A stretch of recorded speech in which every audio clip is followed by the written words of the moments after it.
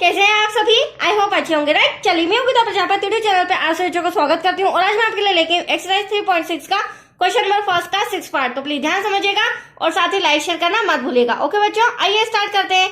देखिए क्या कहना है इस क्वेश्चन में। निम्न समीकरणों के युग्मों को रेखिक समीकरणों के युग्म में बदल करके हल कीजिए। तो देखो, हमें निम्न समीकरण दे रखा है, इसे हमें रेखिक समीकरण में बदलना है और फिर जैसी भी आपको मेथड इजी लगती है, विलोपन विधि, प्रतिस्थापन विधि या फिर बीजगुणन विधि, उनसे किसी एक मेथड से सॉल्व करना है, राइट बच्चों। तो आइए पहले हम इसे रेखिक समीकरण बनाते हैं। आप देख रहे होंगे हमें दिया गया है 6x plus 3y equal to 6xy, right. 2x plus 4y equal to 5xy। तो ये जो xy आपको नजर आ रहा है ना एक्स्ट्रा में, इसे हमें हटाना होगा और इसे xy को हटाने के लिए हमें इन दोनों इक्वेशन में xy का भाग देना होगा। तो यहाँ पर भी, यहाँ पर भी, यहाँ पर भी, दोनों कंडीशन में, ठीक है।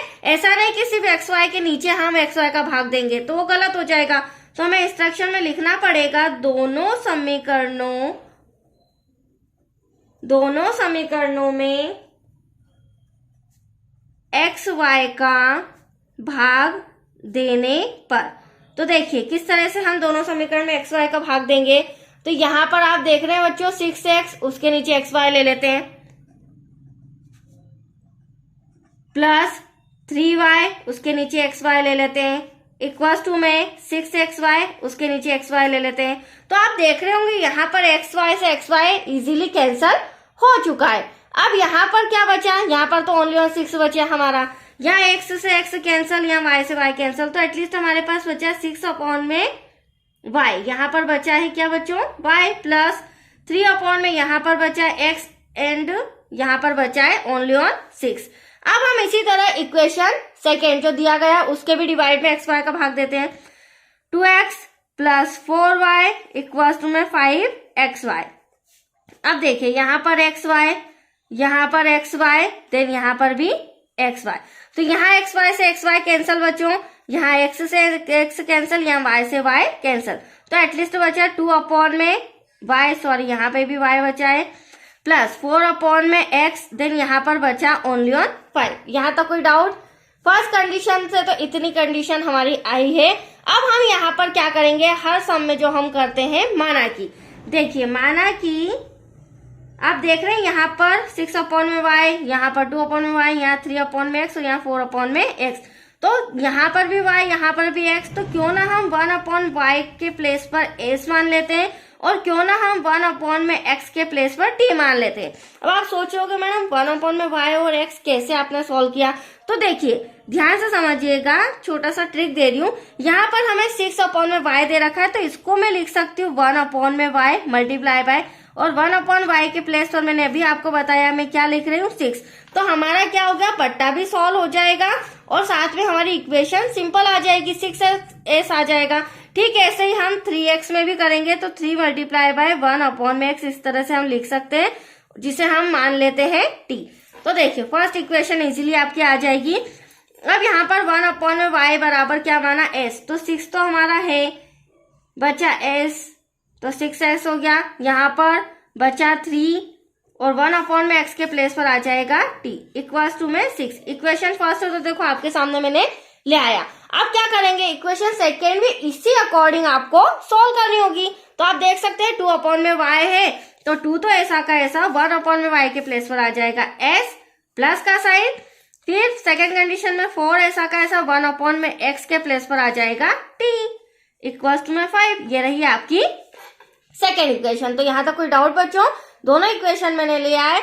अब देखो हमें इसे विलोपन विधि से सॉल्व करना है। तो विलोपन विधि का रूल क्या होता है, या तो s के गुणांक सेम होना चाहिए या फिर t के गुणांक सेम होना चाहिए। तो यहाँ पर हमें दोनों के गुणांक सेम नजर नहीं आ रहे, तो हम क्या करेंगे, या तो t के गुणांक अगर हमें सेम चाहिए तो हम 4 का मल्टीप्लाई ऊपर कर देंगे, 3 का मल्टीप्लाई नीचे, तो t के गुणांक सेम आ जाएंगे। अगर आपको s के गुणांक सेम चाहिए तो 2 का ऊपर 6 का नीचे, ये आपके ऊपर डिपेंड करता है। तो आइए चलिए हम मल्टीप्लाई करते हैं 4 का इक्वेशन फर्स्ट में।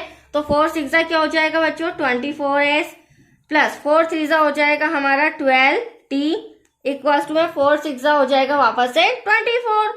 ठीक वैसे ही 3 का इक्वेशन सेकंड में करेंगे तो 3 2 6s प्लस 3 4 12 t ऐसा का ऐसा और 3 5 15। अब आप देख सकते हैं बच्चों टी के गुणांक मैंने सेम ले आया, राइट। अब टी के गुणांक सेम आ गए तो यहाँ पर जिसके भी गुणांक सेम आते हैं ना, तो उनकी जो चिन्ह होते हैं वो असमान अपोजिट होना चाहिए। तो आप देख रहे हैं यहाँ पर दोनों प्लस के हैं, तो यहाँ पर हमें छोटा सा इंस्ट्रक्शन लिखना होगा चिन्ह बदलने पर। तो ये होता है विलोपन विधि का सेकेंड रूल। तो ये 6s प्लस का है, माइनस का, ये प्लस का, माइनस का, ये प्लस माइनस का। तो अब आप देख सकते हैं ये 12t प्लस का, ये 12t माइनस का, इसीलिए मुझे चिन्ह बदलना पड़ा, राइट। अब यहाँ से हम s की वैल्यू निकाल लेंगे। तो ये प्लस का 24, 6 माइनस करेंगे तो यहाँ पर आ जाएगा 18s इक्वल टू 24 में से 15 गए तो यहाँ पर बचेंगे हमारे पास ओनली 9। बड़ी संख्या दोनों में प्लस की थी, दैट्स क्लियर। अब s फाइंड करना है तो यहाँ पर हम क्या करेंगे, s इक्वल टू 9 और इंटू का 18 कहाँ आ जाएगा बच्चों, डिवाइड में आ जाएगा, कैंसिल करेंगे, 9 1 जा 9, 9 2 जा 18। तो यहाँ पर हम लिख देते हैं s इक्वल टू हमारा आया है 1/2। यहाँ तक कोई डाउट आपको? अब s का मान आ चुका है तो हम t का भी मान निकाल लेते हैं। तो s का मान समीकरण फर्स्ट या सेकंड किसी भी एक में रख देंगे। तो हम रख लेते हैं समीकरण 2 में, ठीक है। समीकरण 2 में रखने पर अब समीकरण 2 में अगर मैं रख रही हूं तो समीकरण 2 है हमारा 2s plus 4t equal to में 5। हाँ, आप समीकरण 1 से भी इसका आंसर ला सकते हैं, राइट बच्चों। अब आप ध्यान से देखिएगा, 2s का ऐसा s के प्लेस पर क्या आ जाएगा, 1/2 bracket close plus 4t equal to में 5। 2 से 2 कैंसिल, बचा हमारे पास 1 प्लस का 4t इक्वल टू में 5। अब प्लस का 1 उधर जाके क्या हो जाएगा, माइनस का हो जाएगा। तो 4t इक्वल टू में 5 प्लस का 1 इधर आके माइनस, तो t इक्वल टू 4। 5 में से 1 गया, क्या बचा बच्चों, 4। तो इंटू का 4 अब आ जाएगा हमारा डिवाइड में, तो ये हो जाएगा एटलीस्ट कैंसल। तो बचेगा क्या हमारे पास, t इक्वल टू 1। अब हमारा s और t दोनों का आंसर आ चुका है, बट एग्जैक्टली आंसर नहीं आया क्योंकि हमने s और t को तो माना था और रियल में हमारा सम x और y से रिलेटेड है। तो यहाँ पर x और y की वैल्यू हमें निकालनी होगी। तो 1/y इक्वल टू हम लिख लेते हैं, पार्टीशन कर लेंगे बच्चों। 1/y इक्वल टू हमने माना था s, देन 1/में x इक्वल टू को माना था हमने t। तो यहाँ पर 1/y इक्वल टू s आ जाएगा हमारा 1/2, जो कि आपके सामने आंसर है, और t आ जाएगा हमारा 1, डिवाइड में कुछ नहीं तो 1। अब वेरी सिंपल क्रॉस मल्टीप्लीकेशन कर लेते हैं। y का 1 में करेंगे y 1 जा y, 2 का 1 में करेंगे 2 1 जा 2, एटलीस्ट एक आंसर y का आ चुका है। ठीक है, ऐसे ही हम x का भी करेंगे, तो x 1 जा x और 1 1 जा 1। तो अब आप देख सकते हैं हमारा x और y दोनों का आंसर आ चुका है। तो आया आपको समझ में? ये सम भी हमारा कंप्लीट हो चुका है बच्चों, और नेक्स्ट वीडियो मिलेगा इसका 7th part. Okay, thank you बच्चों।